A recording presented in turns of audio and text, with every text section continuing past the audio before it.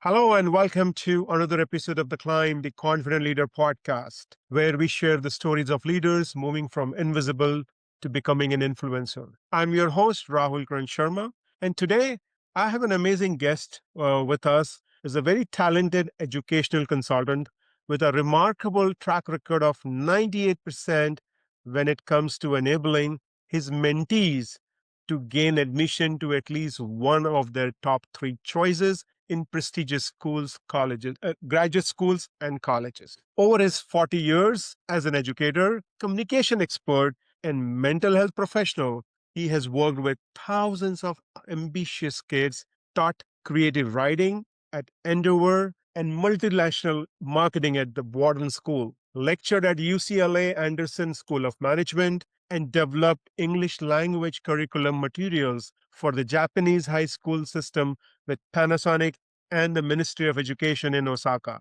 So many amazing and great things our guest has done, ladies and gentlemen. Please put your hand together for one and only CEO and founder of Elite Student Coach, Dan Ulin, to the Climb Confident Leader podcast. Dan, welcome to our show. How are you doing today? Doing really well, Rahul. Thank you so much for that wonderful introduction. I appreciate it. Thank you for doing such amazing thing that really helps us as hosts to talk about our guests. So thank you, Dan. One thing which I wanted to share very upfront is giving that guarantee of 98%. And more than the guarantee, I think it is the proven result of your mentees. So that is kudos to you and kudos to your mentees in working with you and making things happen. That is Sure. very, very important to us as a parent that their students, their kids goes to their choice of school. So I really appreciate what you're doing and helping our future leaders to crave the path for them, to help allowing them to navigate their journey. What I and our listeners want to know, Dan, is uncover this piece for us. You have played so many different roles in corporate as well as in your own business. Give us a gist of your leadership journey, how you ended up doing what you're doing today. And thank you for the opportunity again to be on your show. So I live in Los Angeles. I grew up in Boston. I'll compress the last 40 and change, 50 and change years for you. I grew up in Boston and I got bitten by the teaching bug very early. Two of my hobbies along the way have been performing arts and playing piano and singing. I can't read a note of music at all. But the very first a teaching adventure that I had was teaching card magic, of all things, to when I was 11 years old to 8-year-olds in my hometown of Newton, Massachusetts. They say getting bitten by the teaching bug was the light went on for me when I saw that aha thing going on among little kids. And I realized that there's an interactive component in teaching, that, watching other people feel great about their experience and building confidence as they go is important. And I continued that teaching experience all the way through middle school and high school and into college, and it helped pay for school. I was fortunate enough to get into the creative writing program at University of Pennsylvania. And I didn't go to UPenn because it was an Ivy League school. I was fortunate enough to get in there and Brown, and I applied to those two schools because they at the time had the best creative writing programs. And it was quite a task. It was knocking out 50 to 75 pages of fiction a week in the Rare Books Library, and I really cut my teeth on writing. And I always loved writing. I always loved that aspect of communications, not just writing, but presenting and verbal communications, getting in front of people, in front of the room. And along the way, I considered becoming an educator and a teacher. But, in those days, as it is now, it's very hard to support yourself as a teacher. And I'd grown up hearing my late father's stories about Japan. He served his time at the end of the Korean War in Japan. And I was always fascinated with it. But I played with the idea and I wasn't really committed to going. And I had a wonderful job offer after graduating and teaching creative writing and music at Andover Academy outside of Boston, to go to New York with this public relations job at Hill and Milton. And at the same time, this incredible opportunity to go to Osaka to do a project for Panasonic and the Japanese Department of Education, the Mobile Show, the Japanese Ministry of Education came along. It was a 3-month gig, and it was designed to help create the English language curriculum for Japanese schools. And I took it. And it was only supposed to last for 3 months. And in those days, if you didn't speak Japanese, which I didn't at the time, you kind of had to learn it because there were no no English speakers in Osaka. Had I gone to Tokyo, I'd never learned Japanese. And I picked up a gig across the street from Panasonic, playing piano and singing in a bar. And one of the owners of the bar was the president of Epson. And one night he asked me, "Can you write some copy?" We've lost our copywriter. That led to something else. And 2 years later, I got picked up as the first American at Marubeni, which is one of the oldest Soko Shosha, how does that translate? Trading companies, as the first American ever. That led to a job with one of my American clients at a time when the American president was saying the Japanese don't import anything from us. We're importing millions of dollars of American software. I applied to get into an MBA program, thinking I'll never get in. I mean, I had no chance at all of getting in. And I was admitted to the Wharton School, which at the time had the best international marketing program, and was admitted quite to my surprise. But the American company I'd been working for in Japan hired me to go to Europe and open a distribution system for them. This was a very small software company. I've always loved startups. And I came back to Wharton with no idea how I was going to pay for it at all. None. Mhm. And landed in a teaching assistant position along the way. And when the professor sadly fell ill, the dean of the vice dean of the Wharton School, who's still a very dear friend of mine, came to me and the other teaching assistant and said, you're going to have to step in and teach the class. And I bristled and said, I'm not qualified to teach the class. How can I do this? And he said, well, you taught yourself to speak Japanese, you play piano, and you can't read music, and you had a gig. And frankly, I'm giving you no choice. And we could pay you $6 an hour, or we can pay you in course credits and you'll emerge debt free. And I said, Dave, that sounds like a good deal. So wait, we fall into things along the way. We create our own opportunities along the way, sometimes by accident, sometimes by design. And that turned into a career over the years, in which I've been fortunate enough as an American to live in 6 countries and work in over 40. I've really lost count. And after that, I went back to Europe for this American company that I've been working for, set them up in a number of other countries, I think 20 other countries, and then came back to the American headquarters in DC. And I've always loved movies. I've just been a film fan for a long time. And I reasoned, well, I love movies, I write, I'm going to come to Los Angeles and try my hand as a screenwriter. And I had cousins here. And I came out and I wrote 3 of just the worst screenplays you can imagine. They were just absolutely terrible. But I was told, you got some guts. You're not afraid to self-advocate. Why don't you pick your favorite director and see what he says? And Ridley Scott, at the time written and directed Alien and Blade Runner and 2 of my favorite movies. I don't know how it happened, but I went in and I pitched myself to him, and he and his late brother, Tony, turned to me and they said, that is just the stupidest pitch we've ever heard, but you had such gall coming in. We're going to give you a chance to read scripts and analyze them, because movies are investment projects. And I worked for Ridley and Tony for a couple of years and just I had a blast. And even now, Ridley's not a friend, but he's an acquaintance, and I learned a lot from them. These are mentors along the way, right? Mhm. So I went back and started my own marketing consulting company. And this is at a pre-internet. But this was right at the time, mid-90s, when, the internet was just starting. I loved writing. I loved marketing. It pulled together really, at the time, all the things that I loved to do. And I started my own agency and had a blast doing it. And in those days, if you could write copy and you could speak to, small companies that were starting business. But I missed working with kids, and I was trying to figure out a way to do that. I was serving as a big brother and volunteering with organization. And every few years, a big corporate gig would come along, and I would grab it just because I thought, well, this is a good way to sort of punctuate things.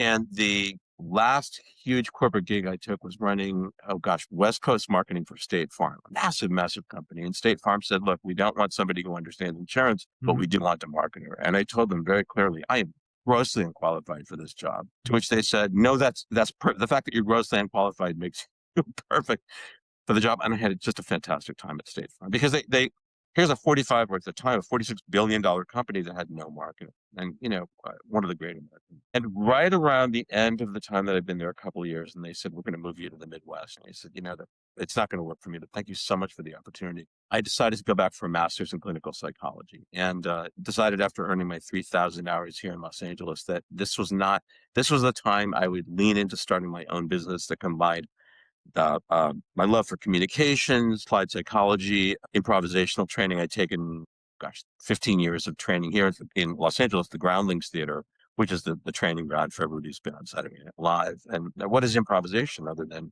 taking anything that comes your way and leaning into it? Life is a long form improv.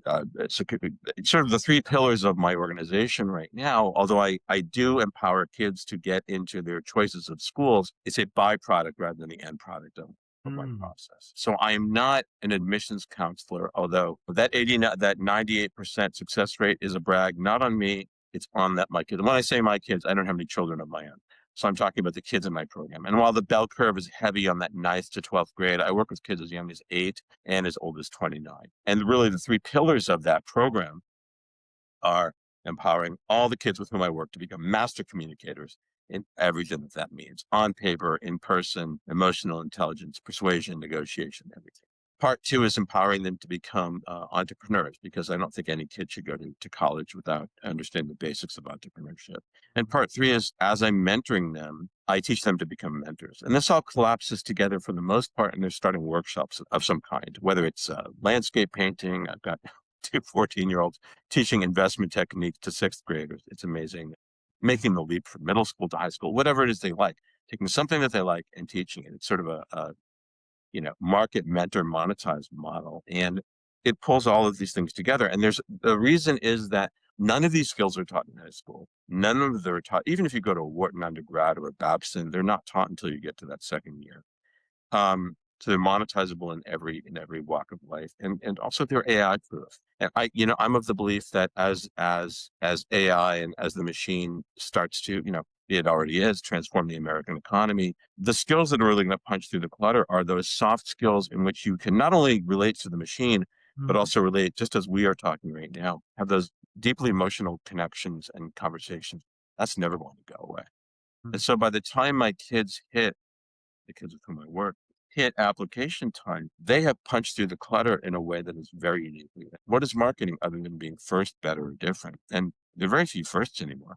Coca-Cola was a first, while Sharma is a first, but there really aren't many firsts anymore. And who was the first kid to go to college? Certainly not my kids. That thing that my great hero in psychology, Carl Rogers, said, which is the secret to being a great psychiatrist or a therapist, in my case, mentor, is holding your client or my mentee in unconditional positive regard. So I love what I do so much, if that's not coming through. Awesome. Well, that has been a very inspiring journey that you have shared, Dan. And a couple of things, the golden nuggets that were dropped by you that I picked up. One was we create opportunities along the way, either by accident or by choice. You getting a gig, converting that 3-month gig in Japan to probably 7, 8 years, going to that bar, singing or playing piano and getting a copywriting gig. It was never planned. And you just did what your heart told you to do. You just continue doing it, and that's how things work. So sometimes, ladies and gentlemen, it is not about just doing what you know. Sometimes doing what you don't know can also help you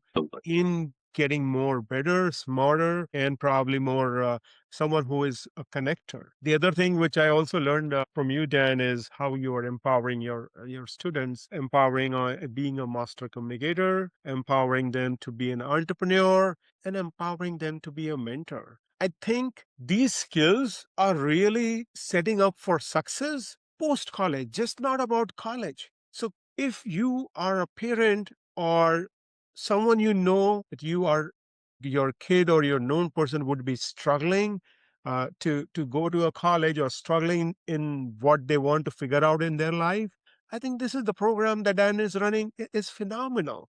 And as he mentioned earlier, it is not just about getting admission to college. That is a byproduct. What is happening here is you are making a person, you are building their life, you are building their confidence, you are building their career. They will be set for life. So thank you again for what you do, Dan. And I know in your work, you talk a whole lot about confidence as one of the four most critical skills, whether it's school, college, or life. Why do you think confidence is that critical, Dan? No, it's a fantastic question. I'll come back to that workshop model that I use to my kids, and whether they're teaching, whether they're in their workshop model, and it's a model that's been validated. I mean, this year, as we talked about the other day, my freshman who just started at Stanford and my 3 who just started at Penn. And again, it's less about Ivies or the name of the school. It's less about where you go than how you show up where you go. But I'm really proud of these kids. The feedback from the admissions officers at those schools this year, the first time AO's admissions officers have ever given direct feedback, was that, and this is the only time, the first time this year that admissions officers have given direct feedback, to these 4 students was that they're having run workshops. They're having taught something that they loved to somebody else was a major factor in their being admitted, which was a fascinating thing. And even in a sample size as small as 4, the fact that they all said the same thing. But ultimately, the reason I'm bringing this up is that these workshops, it's less about what was taught than the fact that what these workshops is really about is whether they're coming in and they know nothing about chess and they leave knowing something, and they leave learning London opener, or they come in knowing something about landscape painting and they leave with an actual painting. What it's really about, and these workshops are in 3-hour increments, whether they take place for a half day or 3 full days, is about leaving feeling more confident. It's the experience they have with my mentee in leaving feeling. And confidence, we all want to be validated from the outside.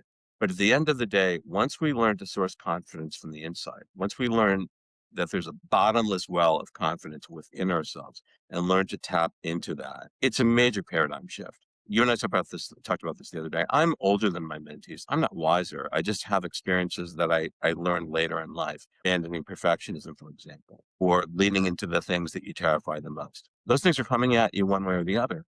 I didn't take that gig across the street. That's the first time I'd ever played piano bars live. I was terrified about doing it, but it just worked out well. You lean into the things that terrify you the most. What's the worst that happens? They're as terrifying as you thought. Most of the time, they're not. And when they're not, you build confidence along the way by interacting with people, in new ways. Most of the time, it really works out. People respect you when you self-advocate because they've had to do that themselves. But for kids, it's very rare to learn that, particularly in an environment like the United States, where you are taught, don't make mistakes, minimize your mistakes. You take a language, don't make mistakes. In math, don't make mistakes. You got to break a lot of eggs to do it. Look at anybody who's been successful in life. We all know about Edison and Colonel Sanders and Estee Lauder. Framing mistakes as learning opportunities is a really important thing. Absolutely. And you mentioned the not knowing. About the I don't know. I don't know, when you're on stage and somebody asks you a question and I don't know, and you freeze like a deer in the headlights. That's not a great place to be, but I don't know, but I'm going to find out. Or even better, I don't know, but let's find out together. That's what it's all about. When kids apply to college or they apply to jobs, if they know everything, why go to college? Know-it-alls aren't particularly interesting. But just for example, like one of the reasons that I'm applying to insert name of school, Duke, is I'm pretty sure that I would like to study blankety blank. But here's what I know about myself. Here's what I don't know. And I can't express what I don't know that I don't know. But I'm confident that when I come to campus, it's going to explode. I mean, there are going to be all kinds of things that I don't know. I'll have those experiences along the way. And with a little luck, after 4 years, I'll leave behind even more than the takeaway. And that to me is thrilling. And that's gold for any educator or admissions officer, because what do they want? They want curious people. ABC we're taught ABC, but what is ABC? Always be curious. Yeah. So it's great. Very good. Very good. I think another golden nugget here is always be curious, ABC. Now, I'm very curious to also to learn more about the coaching philosophy that you have, the coaching methodology that you use. Let us know how you help your students find their voice, especially those who are doubting on themselves, especially those, as you were talking about, having a fear of failure. Because I think you rightly mentioned that it is that taboo that, hey, don't fail, don't fail. What I was in today morning during a walk, we were having a conversation, me and my wife, we were talking about in today's generation, it is not so more about the taboo of being a failure. It is more about how you sustain the success. Because the today's generation, the way they are able to find more ways to become successful. Yeah. So how you maintain that success? And again, wonderful question. And I'll answer it in this way. It's a work in progress. I started this version of business. I've been working with kids again since I was a kid. It really started when this version of the business started, 16, 17 years ago, when the admission rates to the most competitive schools really started to hockey stick.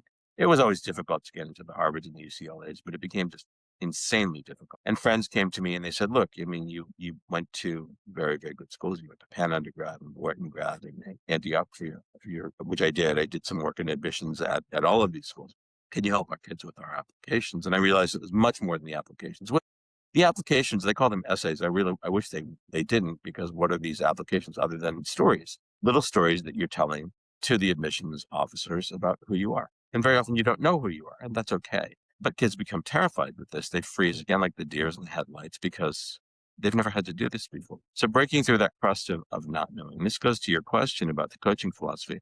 I work strictly on a one-to-one basis. And I say this with the greatest respect to other people who are in the business of the really good ones who are in the admissions space. There's nobody else I know who's doing what I do. And I work all the way through college with that's baked into my program. And now at the doctoral level as well. But and the reason that I offer the guarantee, and you brought this up early on, that I guarantee that the kids with whom I work will gain admission to one of their top three choices in reach schools, the Harvards, the Penns, the Michigans, or one of their three top choices in target schools, the schools that go up to say 15%, or their parents' money back, or additional time in my continuity program, meaning into grad school, things like that, which, could be a game changer. $60,000 a year for that program right now. And why? Because that could be the difference between after law school getting a job in New York that pays $250,000 a year, or a job, that pays $60,000, $70,000. But I bring that up because the coaching philosophy changes kid to kid. And I'll give you an example. There's no kid who's confident about absolutely everything. It's just not how they're wired. But some are more confident than others in certain things that they've done.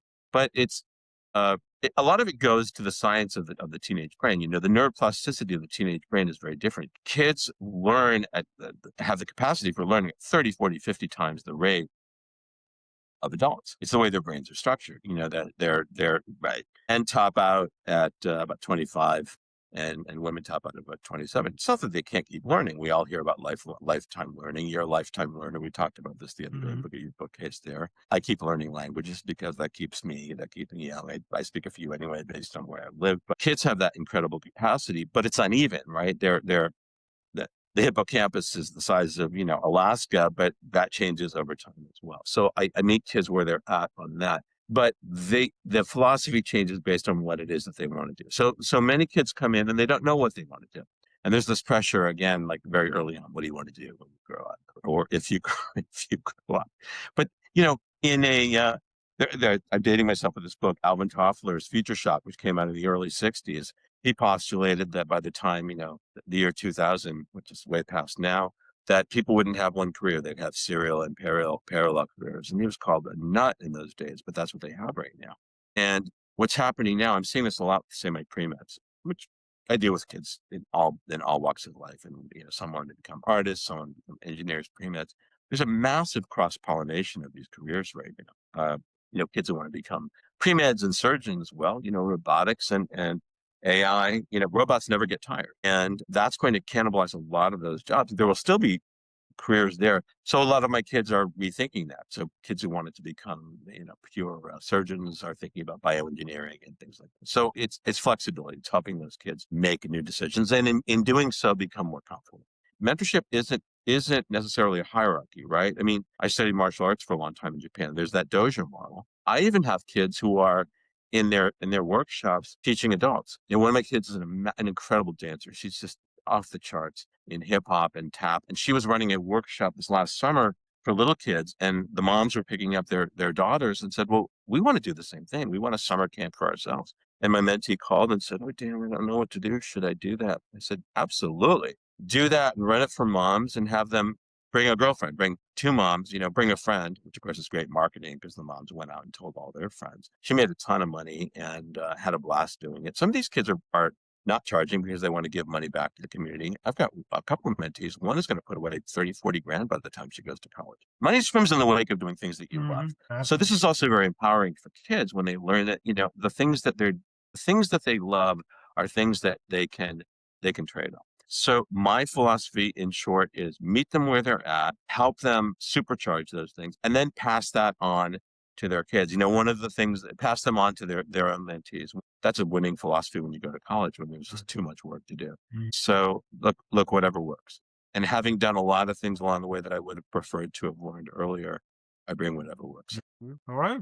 Very good. So I think what I'm also learning is that some of your mentees are also able to cover up the tuition as well based on the work that they are doing, the hustles that they're doing. And yes, some of them, they are not charging money, but if they want, they can also add up to their portfolio as an entrepreneur. So thank you for sharing those success stories, Dan. So now, if any of the parent or a student is interested in your coaching and they're listening to us right now, what is the first thing they should do? You mean if they're interested in getting in touch with me? Is that what you're Hmm. asking? Okay, yeah, great. So simply visit my site, elitestudentcoach.com. There's a very simple form to fill out and get in touch and we'll have a conversation. I only operate on a one-to-one basis right now. I'll be honest, it's not the highest investment in the industry. That is with my colleague and competitor. He only works on the admissions model, college admissions. When he works with the team, I only work one-to-one. But there's huge payback. Look, if the kids with whom I work can earn $3, $4, $5 more over time, why not? They apply. If it's a good fit, we meet. And if it's a good fit for them and for me, terrific. And if I've got room, I have a limited room. We sign on and we work together and never had anybody drop out. I've never, ever had anybody drop out. Again, it's a 98% success rate. That's it. And it's that simple. So I have a lot of news articles and things out there. Feel free to Google me and I'm out there as well. Thank you for sharing that. So, team, if you are interested or anyone you know they're interested, be kind by sharing Dan's website. I'm very confident that they will thank you once they connect with Dan. Now Please we do. are, Yeah. now we are moving to our fun segment round, which is the rapid fire round. We are coming towards the end of our show. There will be 5 questions that will be coming to Dan, and we would want Dan to respond to those questions without thinking too much. Okay, Dan? You ready, man? I'm ready. I'm ready. Fire away. Awesome. The first one coming your way is a quotation you live by. Okay. One of my favorites is by the hockey great Wayne Gretzky, who said, "You miss 100% of the shots you don't take. Take that shot. Absolutely take that shot." There you go. Awesome. Thank you. What is one daily routine you never skip, no matter how your hectic day is? I write every day. Stephen King wrote a great book called On Writing. Oh gosh, 25 years ago, and I write no matter what, even on and especially on days when I don't feel like writing. You want to build those chops. Very good. Are you a morning person or a night owl? It depends on what morning you're talking about. I keep vampire hours because I work India Standard Time is 12 and a half hours ahead of where I am. I am a morning person because I get my best editing work done mid-morning. But left to my own devices, I'm a night owl because then I do my best strategic thinking. So I know that didn't answer your question directly, but I'm a morning California time person when it comes to getting certain work done. But I'm a morning Asia person Okay. when Right. it comes to getting a little bit more of the strategic work. Absolutely. What's one leadership skill, Dan, you think someone would have taught you earlier? I was lucky to have been mentored very early on. I had 3 mentors throughout my life, and I think that's one of the reasons that this is a mentorship program rather than just a coaching program. I think it's build resilience. I think it's build resilience and build in the ability to, as Bruce Lee said, be like water. Just be flexible. I don't think that's anything that's taught here, and I think that's a skill I would have preferred to learn a little earlier. I picked that up at about 12. And I'll double that up by saying abandon perfectionism. As a sort of recovering perfectionist, hold yourself to a high but not impossible standard. There's always room for growth, but there's a time where there's diminishing returns on that perfectionism. Absolutely. Very good. Final one coming your way. If your career were a Netflix series, what would the title of season 1 be? That's a good one. Give me 1 second to think through that one. Lean in, step up, stand out. Lean in, step up, stand out. Wow. Lean into the things that terrify you the most. Step up and take that opportunity. As I think it was Sun Tzu said it, it might have been Marcus Aurelius. Power is earned. Power is taken. It's not earned. Stand out. Standing people stand out. Be that category 1. Lean in, step up, stand out. Great. I'm sure it will be leading chartbuster, blockbuster when it comes on the Netflix. Well, in fact, that is the working title for the first. Thank you for leading me into that Yeah. one. It's very just like we practice it. That's the working title, although I don't think that will be the title of the first of 3 books, which will be coming out just around the time this podcast airs. And I'll add that while I work 80% with my mentees, I work about 20% of the time with my parents. There's no one journey for parents when it comes to this. And I'll be coming out with a parenting product as well, which is a slightly different thing than I do with my kids. But look, there's no one parenting journey, and the journey has changed a lot. And many of the families with whom I work have multiple kids. Correct. And parents, it can be very anxiety provoking for parents, but it can also be really joyful. Watching parents turn to me at points throughout this journey and say, "Is this my kid? I've never seen my kid Hmm. perform like this or talk to somebody else like this." Explode with joy. This is the rocket fuel that. And here's what I'm going to say: I'm never going to retire. I Why would I ever retire? This is my life's work. Hmm. I'll do this until somebody tips me into a box. So Right. I've had a blast today. Are there any more questions? No, I think we are running out of time, brother. So we will end our Okay. show. Uh, Okay.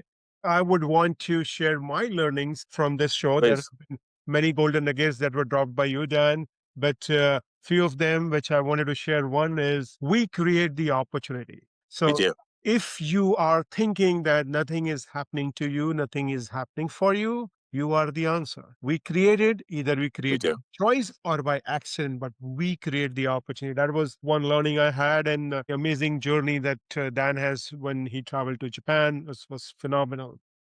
And the second learning was he is not focusing on getting admission to college, or he's not focusing on as a end goal of college. The admission to college is a byproduct. He is mentoring students to build them better individuals, better person. And how he does it is by empowering them to become a master communicator, number one, empowering them to become an entrepreneur, and empowering them to be a mentor. And last but not the least is ABC, always be curious. So those were some of the golden nuggets that I picked up. Now it is the time for you, ladies and gentlemen, to drop in comments. What was your biggest takeaway from the show? With that said, it has been a pleasure, Dan, to host you on the Climb Confident Leader podcast. Wishing you all the best and God bless you. God bless you as well. May I add one more thing? Do I have time to add one more thing? Yes, please. Okay.